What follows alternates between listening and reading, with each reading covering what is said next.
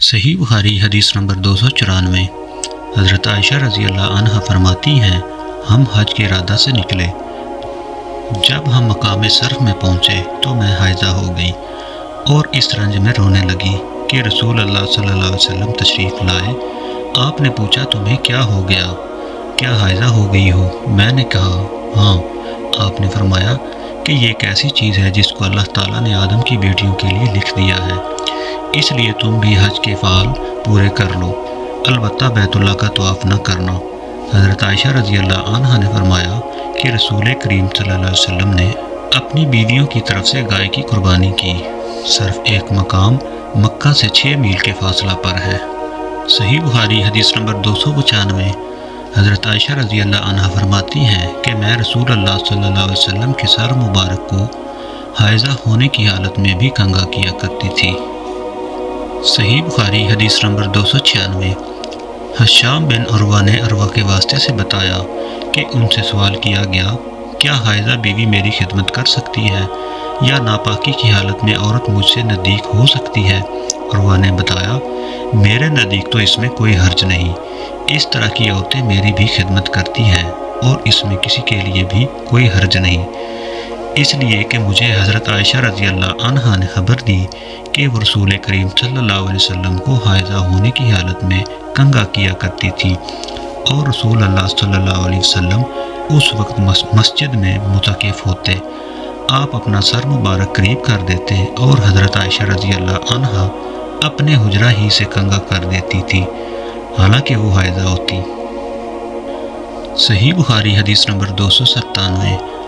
حضرت عائشہ رضی اللہ عنہا نے بیان کیا کہ نبی کریم صلی اللہ علیہ وسلم میری گود میں سر رکھ کر قرآن مجید پڑھتے، حالانکہ میں اس وقت حائضہ ہوتی تھی۔ صحیح بخاری حدیث نمبر 298۔ ام سلمہ رضی اللہ عنہا نے کہا کہ میں نبی کریم صلی اللہ علیہ وسلم کے ساتھ ایک چادر میں لیٹی ہوئی تھی، اتنے میں مجھے حیض آ گیا، اس لیے میں آہستہ سے باہر نکل آئی اور اپنے حیض کے کپڑے پہن لیے۔ حضور صلی اللہ علیہ وسلم نے پوچھا، کیا تمہیں نفاس آ گیا ہے؟ میں نے عرض کیا ہاں۔ پھر مجھے آپ نے بلا لیا اور میں چادر میں آپ کے ساتھ لیٹ گئی۔ صحیح بخاری حدیث نمبر 299۔ حضرت عائشہ رضی اللہ عنہا نے فرمایا، میں اور نبی کریم صلی اللہ علیہ وسلم ایک ہی برتن میں غسل کرتے تھے، حالانکہ دونوں جنبی ہوتے۔ صحیح بخاری حدیث نمبر 300۔ حضرت عائشہ رضی اللہ عنہا نے فرمایا کہ آپ مجھے حکم فرماتے، پس میں ازار باندھ لیتی، پھر آپ میرے ساتھ مباشرت کرتے، اس وقت میں حائضہ ہوتی۔ صحیح بخاری حدیث نمبر 301۔ حضرت عائشہ رضی اللہ عنہا فرماتی ہیں کہ آپ صلی اللہ علیہ وسلم اپنا سر مبارک میری طرف کر دیتے، اس وقت آپ اعتکاف میں بیٹھے ہوئے ہوتے اور میں حیض کی حالت میں ہونے کے باوجود آپ کا سر مبارک دھو دیتی۔ صحیح بخاری حدیث نمبر 302۔ حضرت عائشہ رضی اللہ عنہا نے فرمایا، ہم ازواج میں سے کوئی جب حائضہ ہوتی، اس حالت میں رسول اللہ صلی اللہ علیہ وسلم اگر مباشرت کا ارادہ کرتے تو آپ ازار باندھنے کا حکم دے دیتے، باوجود حیض کی زیادتی کے پھر بدن سے بدن ملاتے۔ آپ نے کہا، تم میں سے ایسا کون ہے جو نبی کریم صلی اللہ علیہ وسلم کی طرح اپنی شہوت پر قابو رکھتا ہو؟ صحیح بخاری حدیث نمبر 303۔ جب نبی کریم صلی اللہ علیہ وسلم اپنی بیویوں میں سے کسی سے مباشرت کرنا چاہتے اور وہ حائضہ ہوتی تو آپ کے حکم سے وہ پہلے ازار باندھ لیتی۔ صحیح بخاری حدیث نمبر 304۔ رسول کریم صلی اللہ علیہ وسلم عید الاضحیٰ یا عید الفطر میں عیدگاہ کی طرف تشریف لے گئے۔ وہاں آپ عورتوں کے پاس سے گزرے اور فرمایا، اے عورتوں کی جماعت، صدقہ کرو، کیونکہ میں نے جہنم میں زیادہ تم ہی کو دیکھا ہے۔ انہوں نے کہا، یا رسول اللہ، ایسا کیوں؟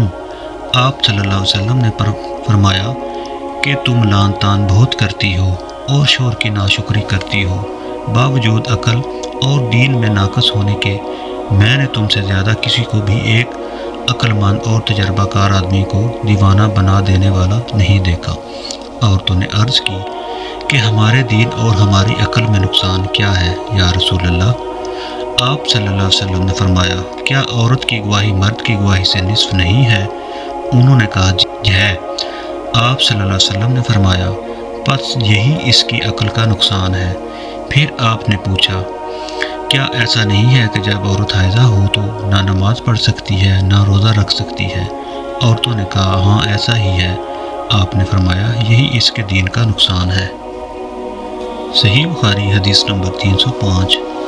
حضرت عائشہ رضی اللہ عنہا نے فرمایا کہ ہم رسول اللہ صلی اللہ علیہ وسلم کے ساتھ حج کے لیے اس طرح نکلے کہ ہماری زبانوں پر حج کے علاوہ اور کوئی ذکر ہی نہ تھا۔ جب ہم مقام صرف پہنچے تو مجھے حیض آ گیا۔ اس غم سے میں رو رہی تھی کہ نبی کریم صلی اللہ علیہ وسلم تشریف لائے۔ آپ نے پوچھا کیوں رو رہی ہو؟ میں نے کہا کاش میں اس سال حج کا ارادہ ہی نہ کرتی۔ آپ نے فرمایا شاید تمہیں حیض آ گیا ہے۔ میں نے کہا جی ہاں۔ آپ نے فرمایا یہ چیز تو اللہ تعالیٰ نے آدم کی بیٹیوں کے لیے مقرر کر دی ہے، اس لیے تم جب تک پاک نہ ہو جاؤ طواف بیت اللہ کے علاوہ حاجیوں کی طرح تمام کام انجام دو۔ صحیح بخاری حدیث نمبر 306۔ فاطمہ ابی حبیش کی بیٹی نے رسول کریم صلی اللہ علیہ وسلم سے کہا کہ یا رسول اللہ میں تو پاک ہی نہیں ہوتی تو کیا میں نماز بالکل چھوڑ دوں؟ حضور صلی اللہ علیہ وسلم نے فرمایا کہ یہ رگ کا خون ہے، حیض نہیں، اس لیے جب حیض کے دن جن میں کبھی پہلے تمہیں عادتاً حیض آیا کرتا تھا آئیں تو نماز چھوڑ دے، اور جب اندازہ کے مطابق وہ دن گزر جائیں تو خون دھو ڈال اور نماز پڑھ۔ صحیح بخاری حدیث نمبر 307۔ ایک عورت نے رسول کریم صلی اللہ علیہ وسلم سے سوال کیا۔ اس نے پوچھا کہ یا رسول اللہ آپ ایک ایسی عورت کے متعلق کیا فرماتے ہیں جس کے کپڑے پر حیض کا خون لگ گیا ہو؟ تو رسول اللہ صلی اللہ علیہ وسلم نے فرمایا کہ اگر کسی عورت کے کپڑے پر حیض کا خون لگ جائے تو چاہیے کہ اسے رگڑ ڈالے، اس کے بعد اسے پانی سے دھوئے، پھر اس کپڑے میں نماز پڑھ لے۔ صحیح بخاری حدیث نمبر 308۔ حضرت عائشہ رضی اللہ عنہا نے فرمایا کہ ہمیں حیض آتا تو کپڑے کو پاک کرتے وقت ہم خون کو مل لیتے، پھر اس جگہ کو دھو لیتے اور تمام کپڑے پر پانی بہا دیتے اور اسے پہن کر نماز پڑھتے۔ صحیح بخاری حدیث نمبر 309۔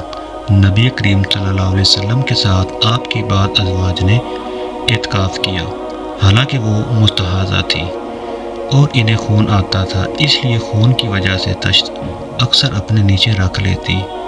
اور اکرمہ نے کہا کہ عائشہ رضی اللہ عنہا نے قسم کا پانی دیکھا تو فرمایا یہ تو ایسا ہی معلوم ہوتا ہے جیسے فلاں صاحبہ کو استحاضہ کا خون آتا تھا۔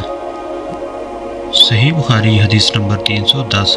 حضرت عائشہ رضی اللہ عنہا نے فرمایا کہ رسول اللہ صلی اللہ علیہ وسلم کے ساتھ آپ کی ازواج میں سے ایک نے اعتکاف کیا، وہ خون اور زردی نکلتے دیکھتی، تشت ان کے نیچے ہوتا اور نماز ادا کرتی تھی۔ صحیح بخاری حدیث نمبر 311۔ حضرت عائشہ رضی اللہ عنہا نے فرمایا بعض امہات المومنین نے اعتکاف کیا حالانکہ وہ مستحاضہ تھی۔ صحیح بخاری حدیث نمبر 312۔ حضرت عائشہ رضی اللہ عنہا نے فرمایا کہ ہمارے پاس ایک کپڑا ہوتا تھا جسے ہم حیض کے وقت پہنتے، جب اس میں خون لگ جاتا تو اس پر تھوک ڈال لیتے اور پھر اسے ناخنوں سے مسل دیتے۔ صحیح بخاری حدیث نمبر 313۔ ام عطیہ رضی اللہ عنہا فرماتی ہیں ہمیں کسی میت پر 3 دن سے زیادہ سوگ کرنے سے منع کیا جاتا تھا، لیکن شوہر کی موت پر 4 مہینے 10 دن کے سوگ کا حکم تھا۔ ان دنوں میں ہم نہ سرما لگاتی، نہ خوشبو اور نہ عصب۔ یمن کی بنی ہوئی ایک چادر جو رنگین بھی ہوتی تھی کے علاوہ کوئی رنگین کپڑا ہم استعمال نہیں کرتی تھی، اور ہمیں عدت کے دنوں میں حیض کے غسل کے بعد کستے اسفار استعمال کرنے کی اجازت تھی، اور ہمیں جنازہ کے پیچھے چلنے سے منع کیا جاتا تھا۔ صحیح بخاری حدیث نمبر 314۔ حضرت عائشہ رضی اللہ عنہا نے فرمایا ایک انصاریہ عورت نے رسول کریم صلی اللہ علیہ وسلم سے پوچھا کہ میں حیض کا غسل کیسے کروں؟ آپ صلی اللہ علیہ وسلم نے فرمایا کہ مشک میں بسا ہوا کپڑا لے کر اس سے پاکی حاصل کر۔ اس نے پوچھا اس سے کس طرح پاکی حاصل کروں؟ آپ صلی اللہ علیہ وسلم نے فرمایا اس سے پاکی حاصل کر۔ اس نے دوبارہ پوچھا کہ کس طرح؟ آپ نے فرمایا سبحان اللہ پاکی حاصل کر۔ پھر میں نے اسے اپنی طرف کھینچ لیا اور کہا کہ اسے خون لگی ہوئی جگہوں پر پھیر لیا کر۔ صحیح بخاری حدیث نمبر 315۔ حضرت عائشہ رضی اللہ عنہا نے فرمایا کہ ایک انصاریہ عورت نے رسول اللہ صلی اللہ علیہ وسلم سے پوچھا کہ میں حیض کا غسل کیسے کروں؟ آپ نے فرمایا کہ ایک مشک میں بسا ہوا کپڑا لے اور پاکی حاصل کر۔ یہ آپ صلی اللہ علیہ وسلم نے 3 دفعہ فرمایا۔ پھر حضور صلی اللہ علیہ وسلم شرمائے اور آپ نے اپنا چہرہ مبارک پھیر لیا یا فرمایا کہ اس سے پاکی حاصل کر۔ پھر میں نے انہیں پکڑ کر کھینچ لیا اور نبی کریم صلی اللہ علیہ وسلم نے جو بات کہنی چاہتے تھے وہ میں نے اسے سمجھائی۔